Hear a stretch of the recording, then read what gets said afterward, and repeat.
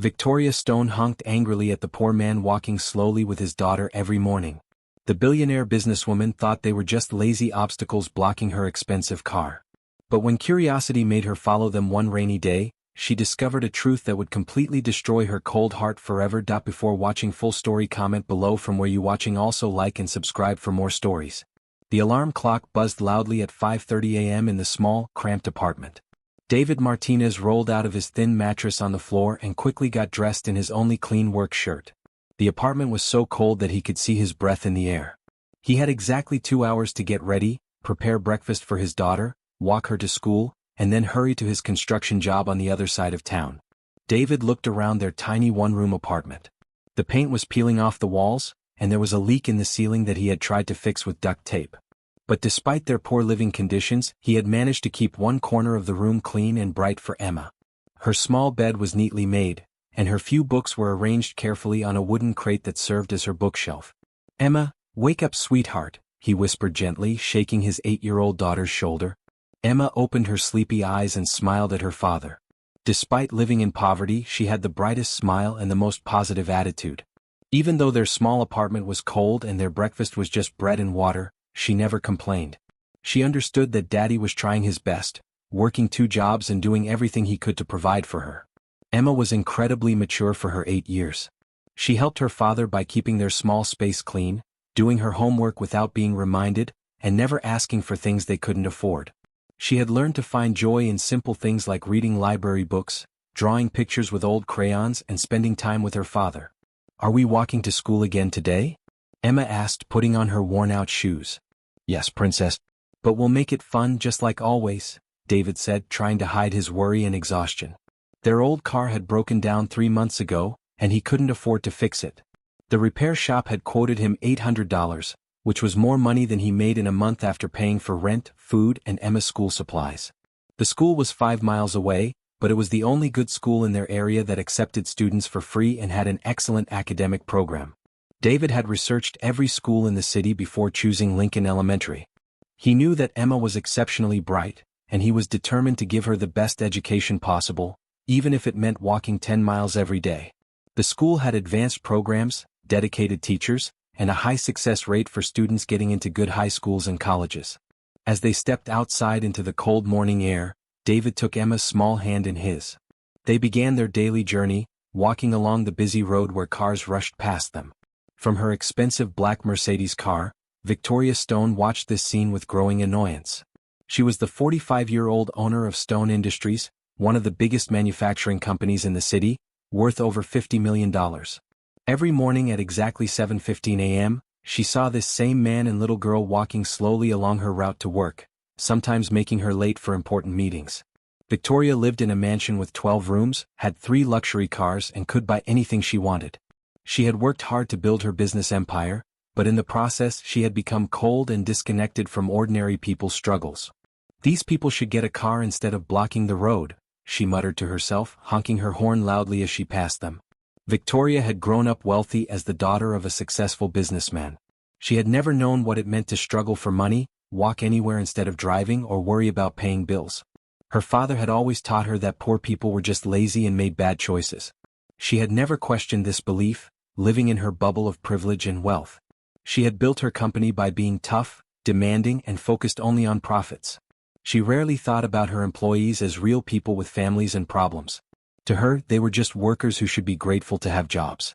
But something about this daily scene began to bother her. Why was this man walking with his daughter every single day? Why didn't he just drive her to school like normal parents? One rainy Thursday morning, Victoria's curiosity got the better of her. Instead of driving past them, she decided to follow them slowly in her car. She wanted to see where they were going. She watched as David took off his only jacket and put it over Emma's head to protect her from the rain. He was getting completely soaked, but he didn't seem to care. His only concern was keeping his daughter dry and warm. Victoria noticed that his shoes were completely worn out, with holes that let the water in, but he continued walking without complaint. During their walk, David entertained Emma by pointing out different birds, telling her stories, and helping her practice her multiplication tables. Despite the rain and cold, they both seemed to enjoy their time together. Victoria was puzzled by how happy they appeared to be, despite their obvious poverty. They walked for over an hour. Victoria was shocked. She had no idea they were walking such a long distance. When they finally reached Lincoln Elementary School, she saw David kneel down to hug his daughter goodbye. "Have a wonderful day at school, princess. Learn lots of new things, okay?" he said, kissing her forehead. "I will, Daddy." "Please don't work too hard today," Emma replied, hugging him tightly. Victoria felt something strange in her chest. She had never seen such pure love between a father and daughter. After Emma went into the school, David immediately started running. Victoria realized he was rushing to get to work on time. She decided to follow him. David ran for 30 minutes until he reached a construction site downtown. Victoria parked across the street and watched as he quickly put on his work clothes and started lifting heavy materials. He worked harder than any of the other men there, never taking breaks and always volunteering for the most difficult tasks. Victoria learned from listening to the other workers that David had been trying to get promoted to supervisor for months. The extra money would make a huge difference for his family, but the position required experience he didn't have yet. Still, he worked twice as hard as everyone else, hoping to prove himself worthy of the promotion. During his lunch break, David didn't eat anything. Instead, he sat under a tree and counted some crumpled dollar bills from his pocket. Victoria could see the worry and stress on his face as he calculated and recalculated the small amount of money in his hands. She realized he was probably trying to figure out how to make his paycheck stretch until the next one. That evening, Victoria followed them again on their walk home. This time, she noticed many things she had missed before. David's shoes had holes in them, and his socks were wet from walking in the rain. His clothes were old, patched, and faded from too many washings. But Emma was dressed neatly in clean clothes and her school bag looked new. Victoria realized that David was spending his money on Emma's needs while ignoring his own. As they walked, Emma chatted excitedly about her day at school. She told her father about a math test she had aced, a story she had written that her teacher loved, and a science project she wanted to do. David listened to every word with complete attention, asking questions and praising her achievements. Victoria was struck by how much David valued his daughter's education and how proud he was of her success. When they stopped at a small grocery store, Victoria watched David carefully count his money before buying only the basics: bread, milk, and some apples. Emma pointed excitedly to some cookies on display, but David shook his head sadly. "Maybe next week, princess," he said softly, kneeling down to her level. "But look, I got your favorite apples. We can have them for dessert tonight." Emma immediately brightened up and hugged her father. "That's okay, Daddy. I like apples better than cookies anyway." Victoria felt a lump in her throat. She had never seen such grace and understanding from a child. Emma was protecting her father's feelings while accepting disappointment with maturity beyond her years. Victoria's heart felt heavy. She suddenly realized that this man was spending every penny he had on his daughter's education and basic needs, leaving nothing for himself. That night, Victoria couldn't sleep. She lay in her king-sized bed in her luxury bedroom, but her mind kept returning to what she had witnessed. She kept thinking about David's sacrifice, Emma's bright spirit despite their poverty, and her own privileged life that she had always taken for granted. Victoria realized she had been wrong about poor people. David wasn't lazy or irresponsible. He was one of the hardest working, most dedicated people she had ever seen. He was walking 10 miles every day, working dangerous construction jobs, and sacrificing his own comfort just to make sure his daughter could attend a good school and have a chance at a better future. For the first time in her life, Victoria felt ashamed of her judgmental attitudes and her selfish lifestyle. She had more money than she could ever spend, but she had never used it to help anyone. Meanwhile, David had almost nothing but was giving everything he had to his daughter. The next morning, Victoria made a decision. Instead of driving past them, she stopped her car next to David and Emma. "Excuse me," she called out through her window. David looked surprised and a little worried. Rich people in expensive cars usually meant trouble for people like him. "Yes, ma'am," he said politely. "I've seen you walking with your daughter every morning. Where are you headed?" "To Lincoln Elementary School," David replied, holding Emma's hand protectively. "That's quite far. Why don't you drive?" David's face turned red with embarrassment. "Our car broke down a few months ago. I'm saving money to fix it, but—" His voice trailed off. Victoria looked at Emma, who was staring at her with curious, bright eyes. The little girl had the most beautiful smile, despite her worn-out clothes. "Would you like a ride?" Victoria asked suddenly, surprising herself. David hesitated. "That's very kind of you, ma'am, but we don't want to trouble you." "It's no trouble at all. I drive this way every day anyway." After some convincing, David and Emma got into Victoria's luxury car. Emma's eyes went wide as she looked around at the leather seats and advanced technology. During the ride, Emma chattered excitedly about school, her favorite subjects, and her dreams of becoming a doctor someday. "I want to help sick people get better, just like Daddy helps me when I'm not feeling well," she said with enthusiasm. "And I want to help other kids who don't have enough money for medicine." Victoria was amazed by how intelligent, articulate, and compassionate Emma was, despite their difficult circumstances. Most children from wealthy families weren't as thoughtful or well-spoken as this 8-year-old girl who had so little. "Your daughter is very smart," Victoria told David. "She's the best student in her class," David said proudly. "She gets perfect grades in everything: math, science, reading, and writing. Her teachers say she's gifted and could get a full scholarship to any college she wants. They've recommended her for the advanced program next year." Emma blushed at her father's praise. "Daddy always helps me with my homework even when he's really tired from work. He says education is the most important thing because it's something nobody can ever take away from you." Victoria felt her heart warming. Here was a father who truly understood the value of education and was willing to sacrifice everything to give his daughter opportunities he never had. Victoria dropped them off at school and went to work, but she couldn't concentrate. All day she thought about David's sacrifice and Emma's dreams. That evening Victoria made another decision. She drove to the construction site where David worked. "Mr. Martinez?" she called out. David was surprised to see her again. "Yes, ma'am? Is everything all right? I wanted to talk to you. Could we sit somewhere?" They sat on a bench outside the construction site. Victoria took a deep breath. "I need to be honest with you.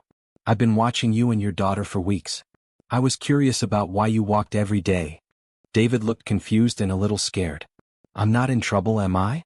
I know we walk on the main road, but there's no sidewalk and—" No, Victoria interrupted. "You're not in trouble. Actually, I'm impressed. What you're doing for your daughter is incredible." She paused, then continued. "I want to offer you a job at my company, Stone Industries. It pays much better than construction work, and it has health insurance." David stared at her in shock. I don't understand. Why would you help us?" Victoria smiled. "Because you've taught me something important. I've been wealthy my whole life, but I've never seen the kind of love and dedication you show your daughter every day. You're walking 10 miles daily, working multiple jobs, and sacrificing everything just to give her a better future. That's true wealth." Tears began to fall down David's face. "Ma'am, I don't know what to say. This would change everything for us." "There's one condition," Victoria said. "I want to pay for Emma's education too. All the way through college. She's too bright to let financial problems hold her back." David couldn't speak. He just sat there crying, overwhelmed by this unexpected kindness. Victoria continued, "I also want to buy you a reliable car so you and Emma don't have to walk anymore, especially in bad weather. And I'm going to help you find a better apartment in a safer neighborhood, closer to Emma's school. She deserves to grow up in a place where she feels secure and comfortable." David was overwhelmed. He had been struggling for so long, working so hard just to survive, and now this stranger was offering to change their entire lives. "But most importantly," Victoria said, "I want to set up a college fund for Emma. I'll pay for all her education expenses, tuition, books, living costs, everything, all the way through medical school if that's what she chooses. A mind like hers should never be limited by financial constraints." "Why?" David finally managed to ask. "Why are you doing all this for strangers?" Victoria thought for a moment, then spoke from her heart. "Because watching you has completely changed my perspective on life. I've been so focused on making money and building my business that I forgot what really matters. You've shown me what true love looks like, what real sacrifice means, what it means to put someone else's needs before your own." She wiped away a tear. "I want to help because you deserve it, and because Emma deserves every opportunity to achieve her dreams. But honestly, I think I need this more than you do. You've given me a purpose beyond just making profits. You've shown me how to be a better person." The next Monday, David started his new job as a supervisor at Stone Industries. His salary was 3 times what he had been making, with full benefits, paid vacation time, and opportunities for advancement. Victoria also gave him a modest but reliable Honda Civic and helped him move to a beautiful 2-bedroom apartment in a safe neighborhood just 10 minutes from Emma's school. For the first time in years, David could afford to buy groceries without counting every penny. He could pay all their bills on time and even start saving money for the future. But most importantly, he could see the stress and worry lifting from Emma's shoulders as their lives became more stable. But the changes weren't just in David's life. Victoria found herself becoming a completely different person. She started volunteering at local schools, helping other struggling families, and using her wealth to make a real difference in people's lives. She created a scholarship program for children from low-income families and started a foundation dedicated to helping single parents get better jobs and education. Victoria also began treating her employees differently. She learned their names, asked about their families, and implemented better working conditions and benefits. For the first time, she understood that her success was built on the hard work of many people who deserved respect and fair treatment. Emma flourished with the new opportunities. She joined the school's science club, took piano lessons, participated in the math team, and continued to excel in all her subjects. Every evening, she would tell Victoria about her day when Victoria came to visit them for dinner. Emma also started tutoring younger students who were struggling with their studies, showing the same compassion and generosity that her father had taught her. Yes, Victoria had started visiting David and Emma regularly. They had become like family to her, the family she had never had. For the first time in her life, she understood what it meant to have people who cared about her not because of her money or status, but because of who she was as a person. David and Emma had given her something she had been missing her entire life: genuine love and connection. 1 year later, Victoria stood in the audience at Emma's school science fair. Emma had won first place with her project about renewable energy. As Emma gave her acceptance speech, she looked directly at Victoria. "I want to thank my daddy for showing me that hard work and love can overcome any obstacle. And I want to thank Ms. Victoria for believing in our family and giving us hope when we needed it most." Victoria wiped tears from her eyes. She realized that in trying to change David and Emma's life, they had completely transformed hers. David walked over to Victoria after the ceremony. "I can never repay you for what you've done for us," he said. "You already have," Victoria replied. "You've given me something I never had before, a real family and a purpose beyond making money. You've shown me that the richest people aren't those with the most money, but those with the most love to give." Emma ran up to them holding her trophy. "Ms. Victoria, Daddy, look what I won." They both hugged her tightly, and Victoria realized that this moment was worth more than all the money in her bank account.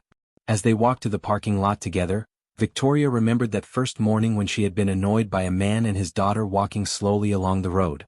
She had thought they were just obstacles in her way. Now she understood that they weren't obstacles at all. They were the answer to a question she didn't even know she was asking. What makes life truly meaningful? The answer was simple: love, sacrifice, and the courage to help others achieve their dreams. David had taught her that real strength isn't about having power or money. It's about doing whatever it takes to protect and nurture the people you love. And Emma had shown her that hope and dreams can flourish even in the most difficult circumstances, as long as there are people who believe in you. Victoria's life had been changed forever by a simple act of curiosity and compassion. By taking the time to really see and understand others, she had discovered the true meaning of wealth and happiness. She learned that success isn't just about accumulating money, but about using your resources and abilities to lift others up and make a positive impact in the world. From that day forward, Victoria made it her mission to help other struggling families find their path to success. She opened job training centers, provided childcare for working parents, and created mentorship programs that connected successful professionals with people who needed guidance and support. She never forgot the lesson that David and Emma had taught her, that the most valuable things in life cannot be bought with money, but must be earned through love, dedication, and genuine care for others. And every morning, as Victoria drove to work in her reliable Honda Civic, she had sold her luxury cars and donated the money to charity. She smiled when she passed Lincoln Elementary School, remembering the walk that had changed everything. She had learned that true wealth comes not from what you have, but from what you give, and that the greatest success in life is measured not by your bank account, but by the positive difference you make in other people's lives.